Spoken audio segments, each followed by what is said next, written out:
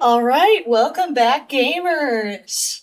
And here we are with the second episode of Let's Read ForestClan. And today we're going to start with Moon 1. Moon 1, Part 1. I saw you leaving camp with our fresh kill. What are you up to?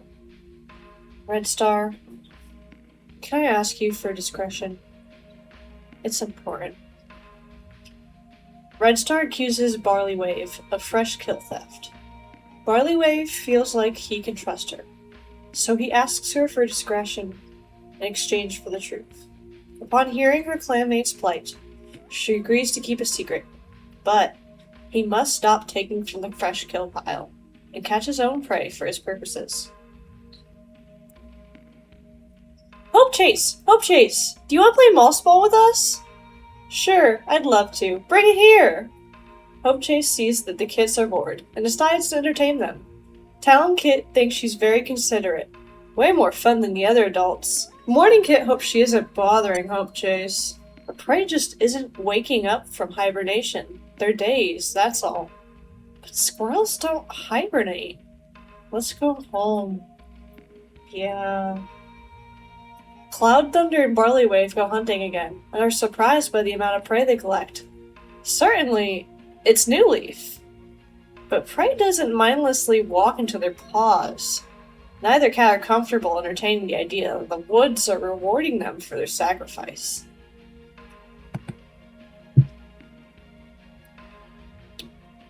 Icicle Pool and Red Star go on border patrol, find an abandoned kit. Small, cold, and very likely a runt. It's shivering, and Icicle Pool takes pity on it, decides to adopt it. She names it Shiver Kit and nurses it back to health in camp.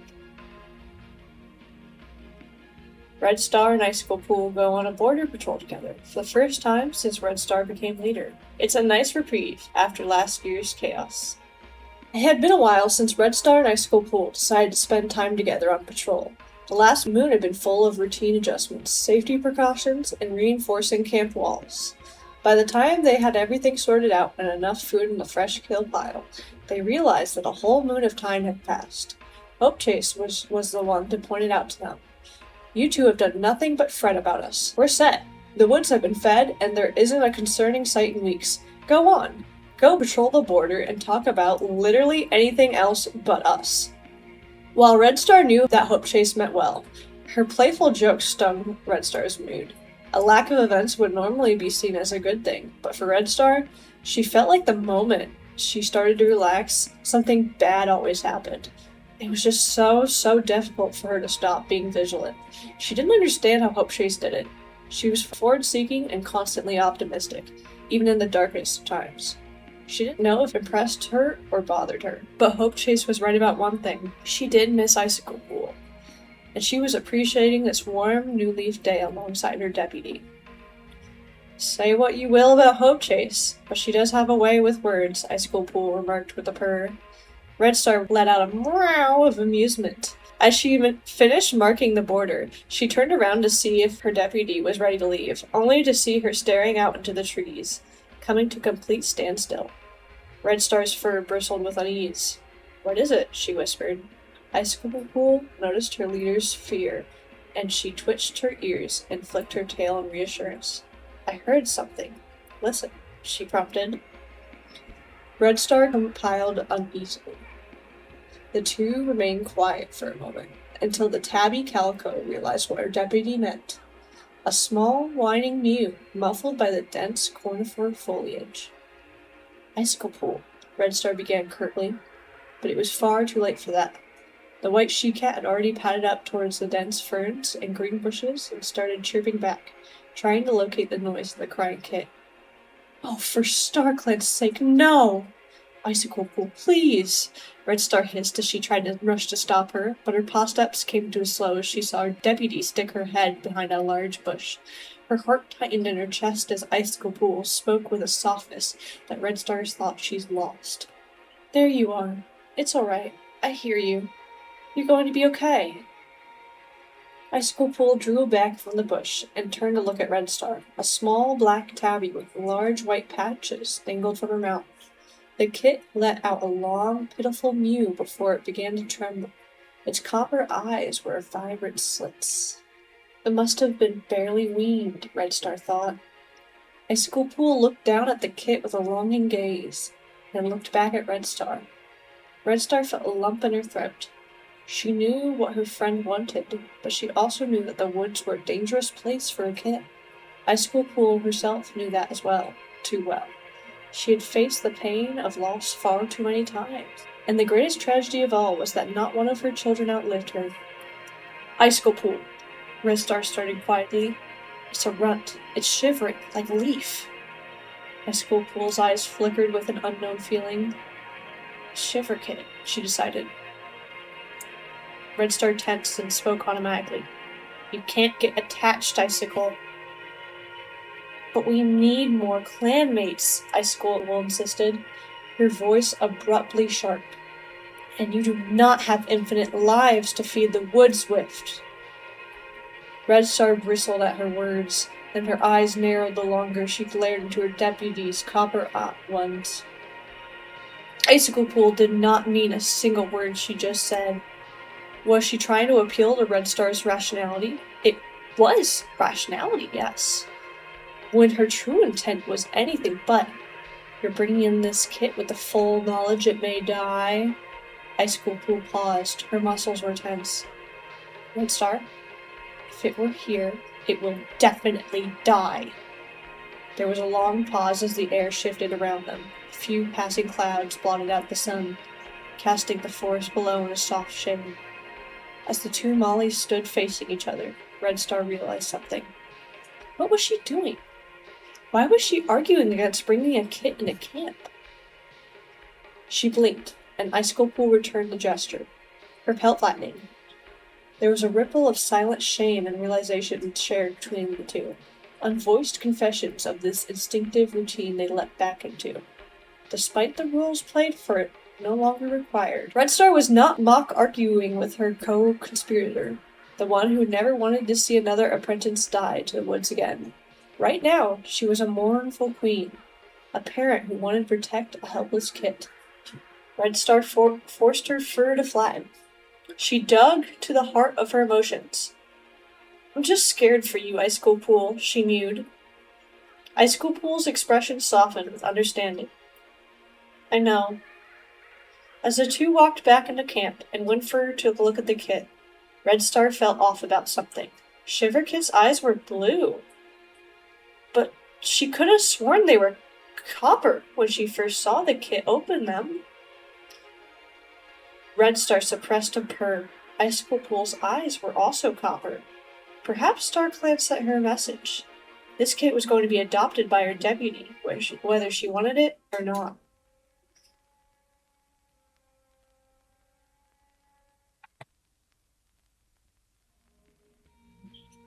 You know what? I think I will continue on to Moon 2.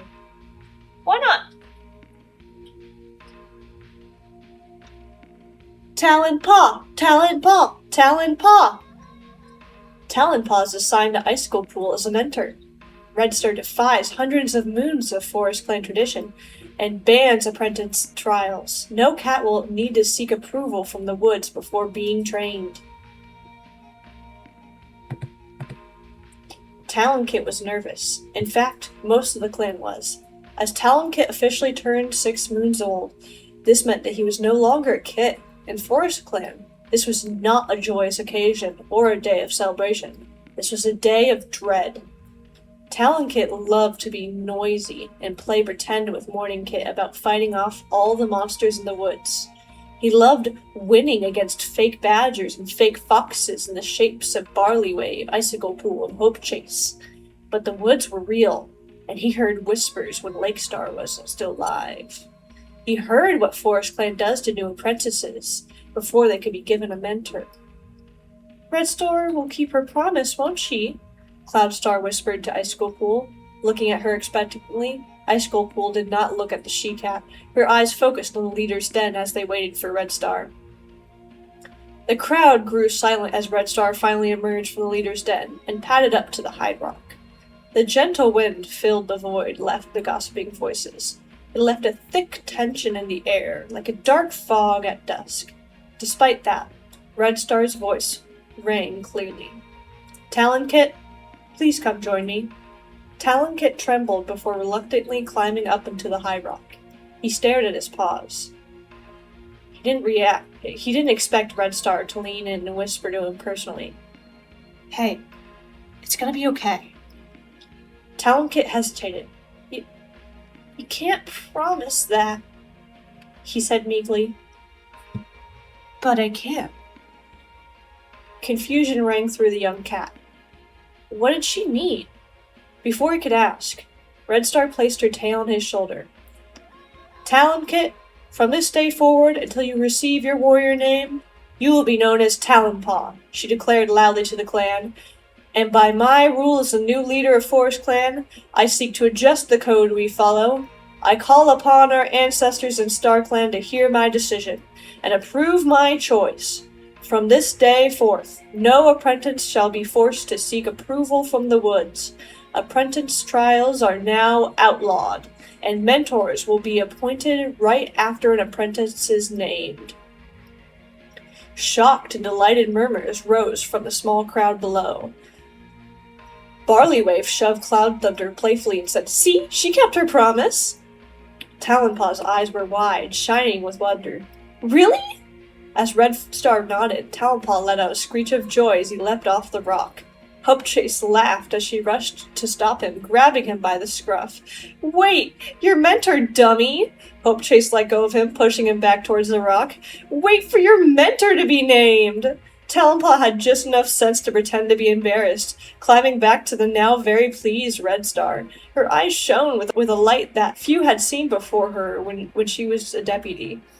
Like a spark of life had been returned to her from the stars. She passed on that look to Icicle Pool, who shared her in her joy.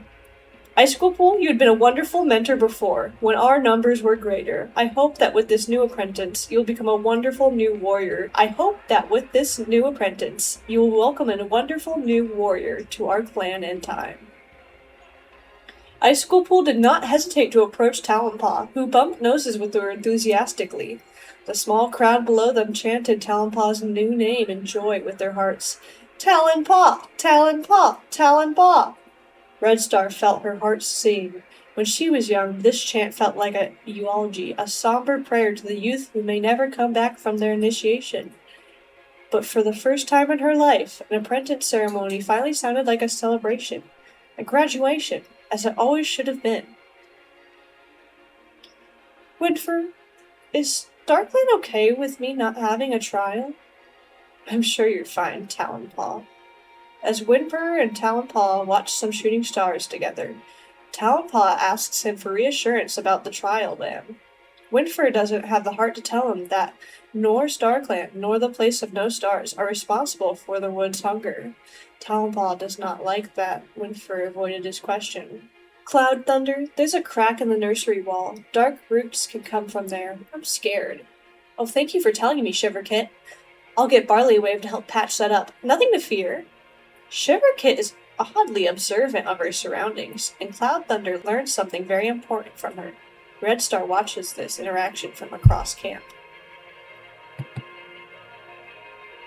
Was it Icicle Pool who told you deep roots could enter through cracks? No. That's just normal. Everyone knows about that. Red Star is surprised at how much Shiverkit intuitively understands about deep roots. ForestClan never told kits about how they could rarely enter dens. It gave them nightmares. Shiverkit thinks Red Star is acting weird.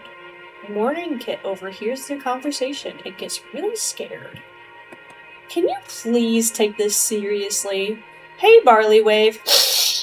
Wanna share tongues? No, go away, stupid! Hopechase gets a running nose. She has a nice chat with Barleywave, making light of her situation. Winfred tries and fails to get her to respect her symptoms. Icicle Pool and Talonpaw go training. She tells him about ForestClan's history and the source of the monsters and sacrifices. Icicle Bull takes Talonpaw out training and teaches him about why ForestClan still lives in the woods, despite the monsters that live in them. Talonpaw was careful not to trip over any of the stray stones and large tree roots dappling his path. His eyes widened in awe as he looked up at the canopy. He admired the sharp points of the tree pines and the now blooming leaves of the occasional oak and birch.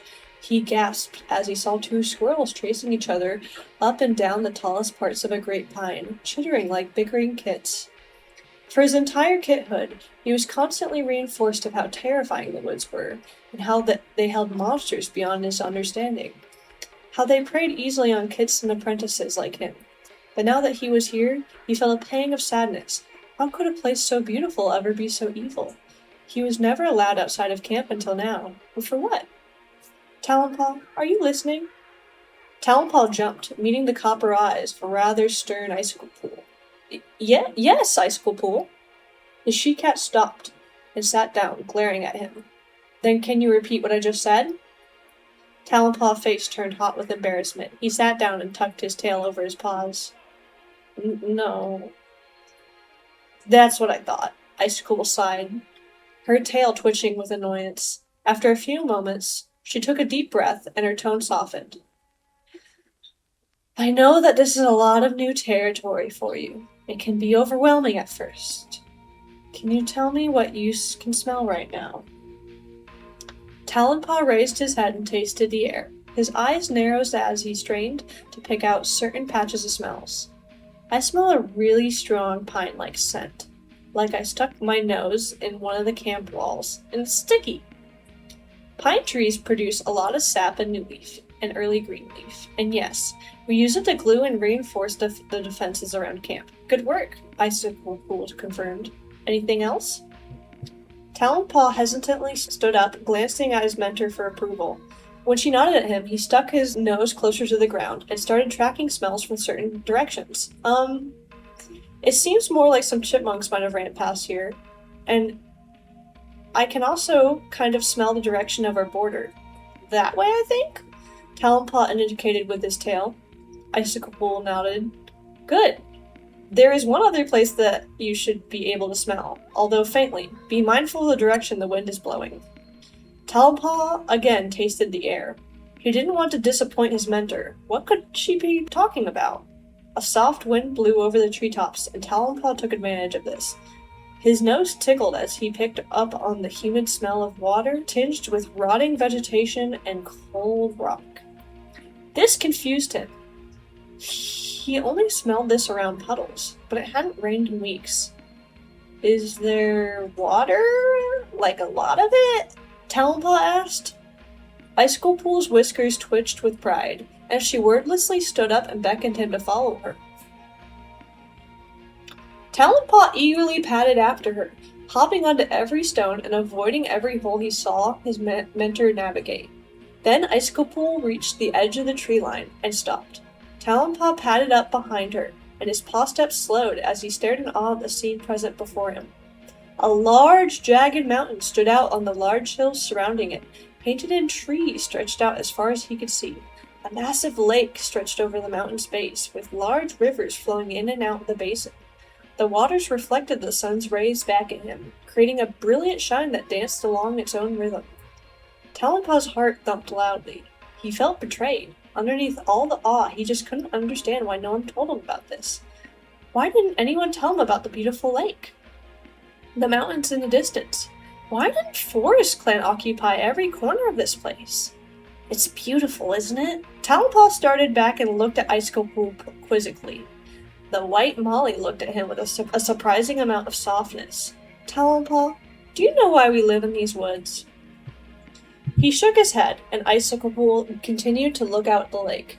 She beckoned him with a tail, gesturing for him to sit. The Tom obeyed. Allegedly, they weren't always dangerous. Once, a long time ago, our ancestors lived alongside 4 other clans. Really? Talonpaw's eyes grew wide. How come I never heard about this before? The same reason why we don't tell kids scary stories. The kids are already frightened. But now, you're old enough to know. there used to be 5 clans around this territory. With ForestClan's ancestors, they would trade goods and defend their territories. They would protect their borders and gather under the banner of peace every full moon to share in the news and growth of their clans. It's thanks to one of the lost clans that ForestClan learned the ability to create and contain fire and create bowls with clay. Our ancestors thrived because of this. But one starless night, well-groomed cat with furless heads descended into the dreams of cats. Every night they would beckon to enter the camps of all 5 clans. 4 moons on end, sightings of well-groomed cats kept occurring. They would keep requesting to speak to the leaders. They wanted to make deals. Then one night, the well-groomed cats stopped appearing, and monstrous walls of flesh, roots, and bones emerged from beyond the territory. It roamed across all the clans, and one by one started consuming any cat that it came across. Talonpaw's fur stood on end. Icicle Pool briefly glanced at him and placed a solemn tail on his shoulder. Except for one clan. Ours. Our walls, made of tall pines and heavy stones, reinforced by sap, were too cumbersome for the wretched creature to trample over. ForestClan quickly became a asylum for the refugees of the broken clans. We fought tirelessly to protect our home and honor the other clans that lived alongside us. By the end of the night, the wretch had vanquished into the shadows, and ever since then, ForestClan has made it its duty to carry on the legacy of our ancestors. This monster destroyed 4 clans in one night. What would happen if it returned and destroyed ForestClan? Where would it go next? Would it advance to the other cat colonies? Would it grow until there's nothing left of the world? We knew that we would be abandoning the entire world if we didn't try to prevent that monster from reappearing again. With StarClan's guidance, we learned how to survive and keep the creatures of the woods at bay, and continue to do so till this day. Talonpaw was taken aback. He had heard a lot of stories about ForestClan's history before, but never did he ask how ForestClan came to be. Meekly he asked, "Then why does ForestClan feed the woods?" Icicle Pool's eyes flickered with feeling. For a moment, Talonpaw thought that she was going to hiss at him, and inched back. But finally, after a moment that felt like forever, Icicle Pool replied. "When I was a kid," she started slowly, "they told me it was because it stopped the wretch from coming back. The well-groomed cats were omens from the woods that we rejected. They set the wretch as punishment. The woods demanded tribute, or we risked attracting it back to us. So, the apprentice trials? Cruel traditions enforced over time by cowards," Icicle Pool hissed. StarClan gave so-called secret keepers 9 lives, and they had the audacity to sacrifice cats with only 1? It was cowardice. Pure and simple. StarClan had given us the tools to keep the monsters by bay for seasons, but leadership grew selfish and meek. ForestClan had lost its way for several generations, enforcing practices that never should have been allowed in the first place. I am grateful that Red Star has seen reason like I have. Thanks to her, we will be able to feed the woods and still retain our numbers for seasons to come, like we always should have." Talonpaw was surprised to hear the vitriol behind Icicle Pool's words. Suddenly, a memory came back to him. He remembered when he was a kid and heard whispers from Hope Chase and Cloud Thunder when they thought he wasn't around. Poor Icicle Pool. I felt so heartbroken when I was the only survivor of the 4 apprentices made that moon.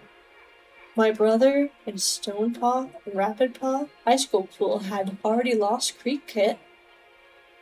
Talonpaw remembered how hurt Cloud Thunder sounded, and how Hope Chase then caught him afterwards and started chiding him for eavesdropping. "Did your kits die from the trials?" Talonpaw regretted his words the second they came out of his mouth, and desire to throw himself down into a pit invaded his entire being as he met Icepool's aghast expression. "Do not answer that," he blurted, mortified. "Please do not answer that. I'm so sorry, I didn't. I wasn't." Icicle Pool's copper eyes remained pools of dismay. They morphed into an expression of anger, then pain. "Talonpaw, I don't talk about my previous mate, or my children, because it still hurts. This means," her voice pulled taut, Someone has been telling you stories that aren't theirs to share. Who told you? No, Icicle Pool. It's not their fault, he exclaimed. No one told me. I eavesdropped when I was a kid. I heard Cloud Thunder confiding something sad with Hope Chase about apprentice trials. She mentioned she didn't know how to respond to you when she came back from hers. That's why I assumed it's not her fault. Please, I swear. That's what I said. I was really stupid and dumb. I'm so sorry. As Talonpaw stammered on, Icicle Pool's expression became unreadable. Talonpaw stared at his paws in shame, refusing to meet his mentor's glare. Oh, StarClan! He didn't want his mentor to hate him, not like this. Red Star told him about inside voices. Why did he not use? He felt Icicle Pool's tail rest on his shoulder gently, interrupting his thoughts. After a moment that could have been a heartbeat or 1,000 seasons, she said quietly, "Your words did hurt. You are not entitled to know everyone's experiences. But you are a young Tom. You are still learning. Look at me, Talonpaw." Talonpaw hesitantly tore his gaze from the floor to look at the white she-cat. "I won't tell you what happened to my kits. Not today. Not right now. But right now, you have learned 2 very important things about being a warrior of ForestClan and being a cat." Icicle Pool looked back out at the lake, and Talonpaw slowly followed her line of sight. The beauty of the world before him was present again, but now he thought about the well-groomed cats and the wretch, and wondered if somewhere out there they were hiding behind the trees. First, we are here because our ancestors fought for us to be here. Honor them, and honor all those who will come before and after you. And second, Icicle Pool looked at her apprentice crossly, your words mean something, Talonpaw. Great StarClan, I hope that is the most insensitive thing I hear you say from now on. And use your head, alright? Talonpaw paused and then nodded. Of course. I'm so sorry, Icicle Pool. Icicle Pool's fur had flattened out by this point, and she was struck by unusual mischief. She smirked and then said, "As punishment, your first apprentice task will be moss duty." Okay, fine, I deserve it. I'm going to find so much moss that you're going to regret it, though. Hopefully. Maybe. Sorry. I'll be good. Icicle Pool failed to suppress a purr. She was still hurt, but that boy meant well. Red Star goes to the border and finds a cat on the thunder path. She checks to see if this was the work of the woods, but no. This cat was run over by a 2-legged vehicle. She jumps when the cat groans in pain, still alive. Not wanting to leave a cat to die in the woods, she brings them back to camp. Winfrey works quickly to fix their broken back, afraid of failing Red Star. Winfrey! The young medicine cat's ears perked up as he heard his name being called. He put down the marigold and tansy he was sorting and quickly pushed back the hanging ferns that covered the medicine cat's den entrance. The sunlight warmed the camp as it pierced through the tall pines that usually created dapple shadows, making Winfrey wince for a moment before averting his eyes elsewhere. "I'm needed?" he asked loudly. "Yes! Red Star brought back someone," Cloud Thunder piped up as she leapt off the top of one of the great walls surrounding their camp. She had already dashed towards the entrance with concern before Winfrey could speak. Winfrey's eyes immediately fell on the camp's main entrance. His fur bristled as he saw Red Star carrying a brown tabby she-cat on her back. Icicle Pool and Talonpaw must have crossed into Red Star on the way back to camp, as the two were trying to keep the tabby stable by hugging onto Red Star's sides. Winfrey ran up to them and looked into Red Star crossly. "Are you being followed?" He knew his clanmates never liked him ask this one question before anything else, but he remembered the last time he started working before danger was gone. "No," said Red Star. Winfrey beckoned the 3 cats towards the medicine den with his tail. He started pushing around his herbs in a bed of moss. His heart started racing with anxiety. He forced himself down to his routine checklist to keep calm. "Any obvious injuries?" "I think her back is broken. She was run over by a 2-legged monster," Red Star replied. Winfrey frowned as he started grabbing flat stones and ripped tree bark, elevating certain sections of bed. His mind fell into an autopilot as he started reciting procedures like Chicory Glint used to teach him. Red Star, lie down on your stomach, as carefully as you can. Icicle Pool and Talonpaw, stick your heads under the tabby's forelegs and back legs until her belly is under your necks. Icicle Pool complied, and Talonpaw grunted as he shoved his nose under the Molly's body and wrestled with her fur to bring her over him. Then walk over Red Star and slowly place the Molly on her side. Have your paws as a cushion for her back. I'll grab her. Careful! As Winfrey saw the condition of the Molly's lower back, he panicked as Talonpaw lowered too quickly. Talon! Talon! Slower! Like you're about to stretch, Talonpaw, Red Star added more calmly.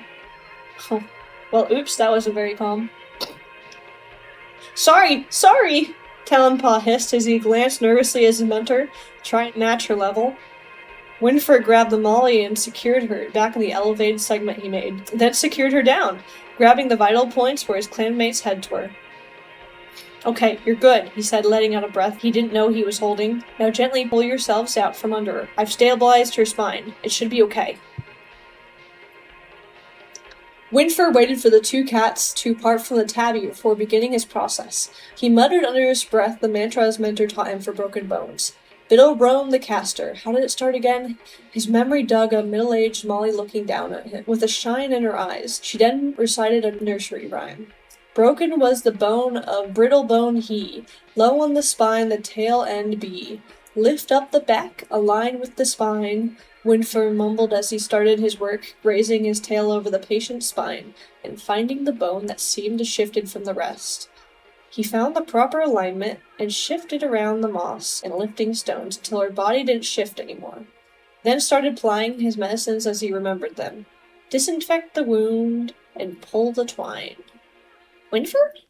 Let me work, he said, careful to hold back on his bite. Please. I'll let you know of her condition when I'm done. Red Star, I promise. His surroundings became distant hums as he focused intently on his task. He shot the occasional glance at Molly's chest to make sure she was still breathing, and checked the pulse from under her front legs. He barely registered 3 cats leaving the medicine den, too determined to make sure that his patient lived. This was his task. His job. It's what he was good at. He couldn't be distracted and possibly make a mistake. If he did, he wouldn't be able to forgive himself. He had to do this right. He never had the gift of surgical precision in the midst of chaos like Chicory Glint did, so he needed the silence to get this right. As he started building a cast out of hardened bark, hoping to mold the spine back into place, he imagined Chicory Glint's spirit watching him and waiting, her dark gray long-haired tail wrapped over her paws. Winfrey's breast shook for a moment, and then he continued, mumbling the rest of the song under his breath as he gently pulled a temporary cast into place.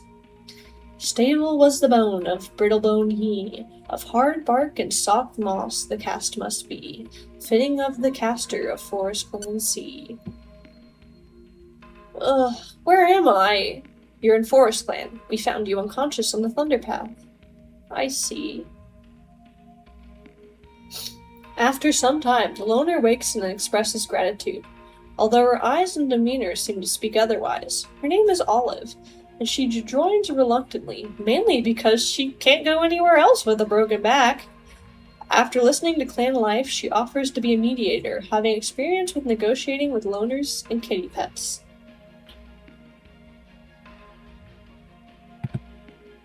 Alright, I'm stopping there. My voice is a little tired. Sounded a little croaky now. See you next time.